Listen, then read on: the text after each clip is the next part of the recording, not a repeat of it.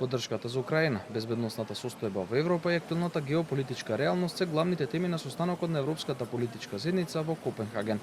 Темата за проширување на Европската унија, иако на маргините, сепак очигледно е дека не е во фокусот на европските лидери. Единствено претседателот на Европскиот совет Антонио Кошта на вечерата на лидерите ја покренал темата за укинување на ветото и воведување на квалификувано мнозинство за носење на одлуки.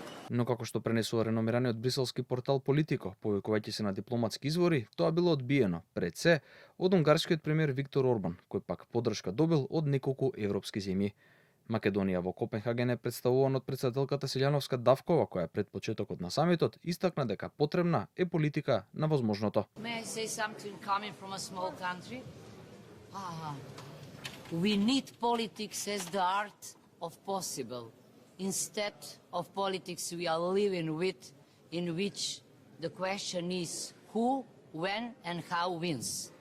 We need more Kantianism than Machiavellism. Од соседството пак премиерот на Албанија, Еди Рама, пред состанокот, прашан за пристапниот процес на неговата земја, истакна дека тие не чекаат, туку итаат кон членството.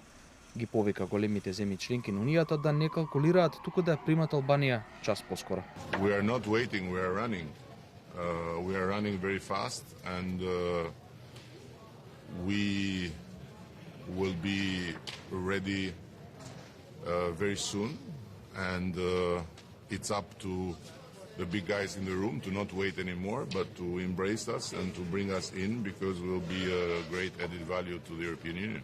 Европската политичка заедница, која се одржува 2 пати годишно, беше формирана по иницијатива на францускиот претседател Макрон да служи како неформална платформа за политички и стратешки диалог со цел напредување на безбедноста, стабилноста и просперитетот на континентот.